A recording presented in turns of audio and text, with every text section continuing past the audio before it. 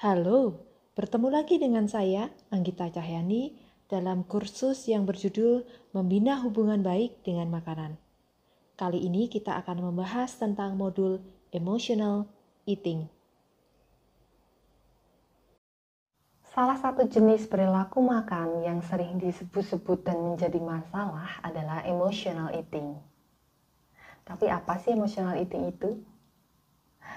Emotional eating adalah kegiatan makan yang disebabkan karena faktor emosional, bukan karena lapar fisik. Misalnya saja, diawali oleh perasaan yang tidak enak, kemudian untuk menjadikan lebih baik, atau bisa juga untuk membuat perasaan yang sudah baik menjadi semakin baik. Dengan kata lain, makan bukan karena lapar fisik, namun makan karena didorong oleh perasaan-perasaan tertentu. Misalnya saja saat merasa kesal, lalu merasa lapar. Atau bisa juga karena merasa bosan, kemudian ngemil. Bagaimana sih emotional eating ini bisa terjadi? Yuk mari sama-sama kita simak siklus emotional eating. Siklus emotional eating dimulai dari adanya the trigger. The trigger adalah segala sesuatu yang memicu munculnya respon emosi. Baik itu sedih, cemas, marah, bosan, kesepian, bahkan senang.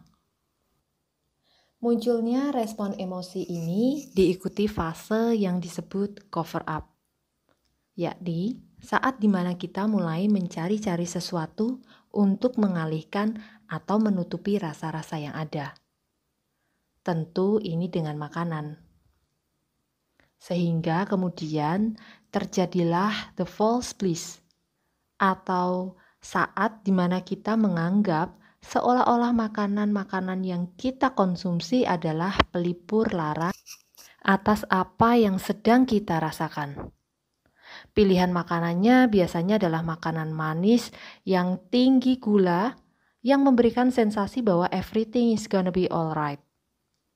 Tapi tidak hanya manis tinggi gula saja, makanan gurih yang tinggi lemak juga biasanya menjadi pilihan.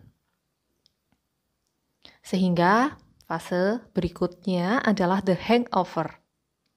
Ini adalah saat di mana sesi enak yang didapatkan dari makanan sudah habis dan mulai masuk ke sesi yang tidak enak. Sesi di mana kita mulai sadar bahwa kita melakukan kesalahan dengan mengalihkan masalah kita pada makanan. Perut merasa begah, merasa bersalah. Fase ini biasanya membawa kita pada janji-janji yang seringkali terulang kembali, yakni janji dalam hati bahwa tidak akan pernah begini lagi. Tapi di satu sisi, kita tak henti merutuki diri yang seolah tak punya kontrol diri.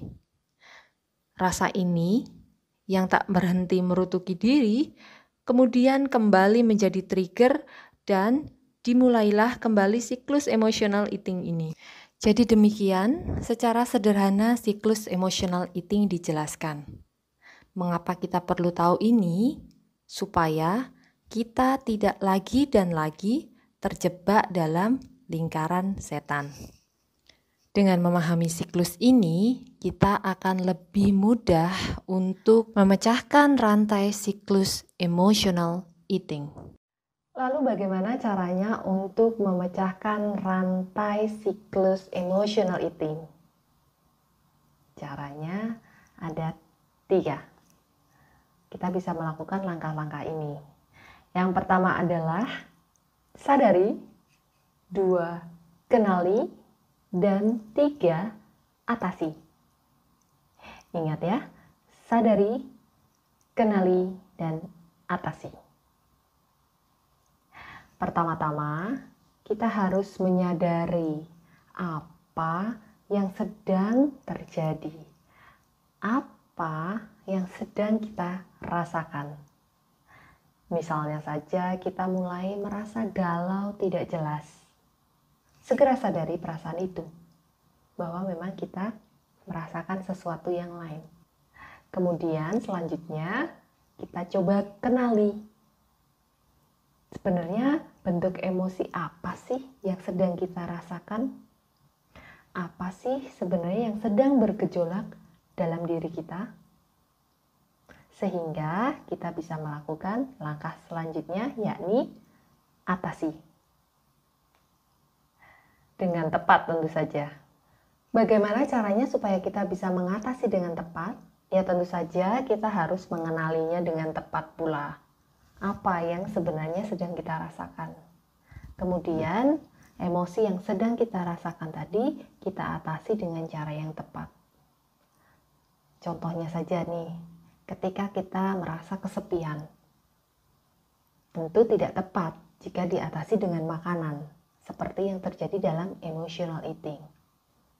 Oleh karena itu, kalau kesepian itu adalah tanda apa sih? Tanda kita membutuhkan orang lain. Kita membutuhkan teman. Apa yang harus kita lakukan? Ya cari orang lain.